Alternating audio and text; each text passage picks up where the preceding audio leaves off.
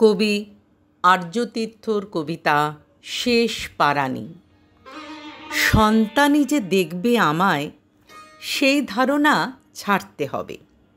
তোমরা যারা চমকে তাকাও, প্রশ্ন করো আর কে তবে, তাদের বলি সে এক সময় বাড়ি হতো 7 পুরুষের, মানুষ ছিল নোর বাঁধা। বাসায় ফিরে আসতো সে ফের কাজের শেষে।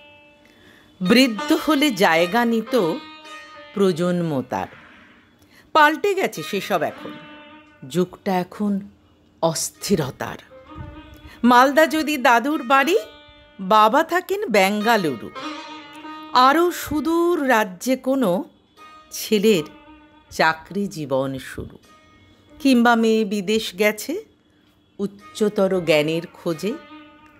যেখানে যাক, প্রজন্মের আজ হয় না ফেরা খুব সহজে। চারিদিকে তাকিয়ে দেখো, গজায় হাজার বৃদ্ধ আবাস। সাপ্লাই আর ডিমান্ড বুঝে ইকোনমির সূত্রতা খাস।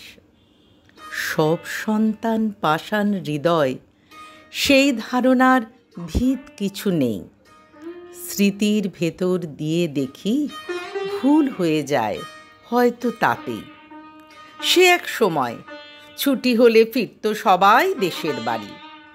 মোড়ের মাথার গাছটা দেখেই বুকের ভেতর হাঁক পাতারি। সে এক সময় মেজ সেজ নরাঙাদের সম্বোধনে ঘর বলে এক চিরস্থায়ী আকাশ ছিল সবার মনে। এখন সময় বদলে গেছে, সাকিন মাপা স্কোয়ার ফুটে। দিদুন কেমন আছো বলে আসে না আর নাতনি ছুটে। কারণ তাদের বাবা মায়ের বদলে গেছে ছুটির মানে। ট্যুর, ট্রিপ আর ট্র্যাভেলস ওলা তাদের সেসব খবর জানে। ভিডিও চ্যাটে এখন সবার কুশল নেয়ার নতুন বাহন। ওষুধ, খাবার পৌঁছে দেওয়ার অ্যাপ হয়েছে বিপত্তারণ। এমন ভাবা খুব অকারণ, প্রজন্মে নেই ভালোবাসা। মোবাইলেতে এখন কঠিন কাজের থেকে বাইরে আসা। এমন অনেক মানুষ পাবে নিত্য যারা খোঁজও রাখে, দূরের থেকে চেষ্টা করে বাপ মা যাতে ভালো থাকে।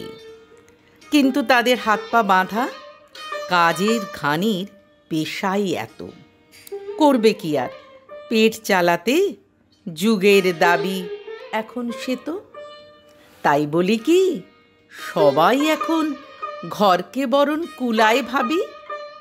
উরুক ছানা ডানার জোরে, সুখের কাছে সেটাই দাবি।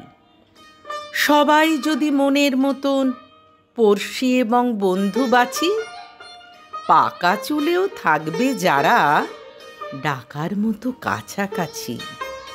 যাদের সাথে রোজের যাপন, কেমন আছোর বাইরে গিয়ে। জীবন যদি সবাই ঘিরি এমন কিছু মানুষ দিয়ে। সন্তানের বলবে যারা, আসতে হবে না রে তোকে, তবেই যেন কাউকে তবু পাশে পাবো শেষ দশকে। চলো সবাই মানিয়ে নি, দুনিয়া দেখি নতুন চোখে। আমরা কিন্তু দায় নই, বাবা মাদের বার্তা হোক এ।